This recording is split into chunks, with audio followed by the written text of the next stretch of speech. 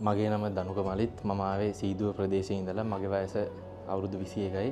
මම JSDC ආයතනයත් එක්ක සම්බන්ධ වුණේ 2024 දෙසැම්බර් මාසයේ. මම මේ වෙද්දී JFT එක්සෑම් එකත් ස්කිල් ටෙස්ට් එකත් පාස් වෙලා ජපානයට යෑමට සූදානම්ව සිටිනවා. ඒ වගේම JSDC ආයතනයේ ගුරු මණ්ඩලය ඒ සඳහා ලොකු කාර්යභාරයක් ඉටු කර දුන්නා. ඒ වගේම JSDC ආයතනයේ මම කෝස් එක කරේ ඔන්ලයින් අංශයෙන් කරේ. ඒතකොට දක්ෂිකා සෙන්සෙත් නවෝදනී සෙන්සේ ඇතුළු ජයමිනී සෙන්සේ ගොඩක් සහයෝගය ලබා දුන්නාට ඒ වගේම ජපනීස් සෙන්සලා ගොඩක් සහයෝගය ලබා දුන්නු ඉන්ටර් ප්‍රැක්ටිස් වලට මුහුණ දෙන්නට. ඒ හින්දා මම ඉක්මනටම ඉන්ටර්විව් එකත් පාස් වෙලා ජපානයට යන්න දැන් බලාපොරොත්තු වෙනවා. ජපන් සීනය සැබෑ කරගන්න JSDC ආයතනයත් එක්ක සම්බන්ධ වෙලා ඔයාලගේ අනාගතය හදාගන්න කියලා.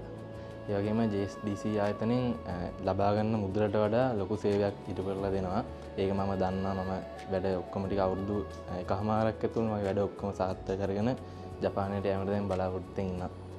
මේ අවස්ථාව ලබා දීම සම්බන්ධව මම JSDC ආයතනයේ සියලුම ගුරු මණ්ඩලයට බොහොමත්ම ස්තුතිවන්තයි.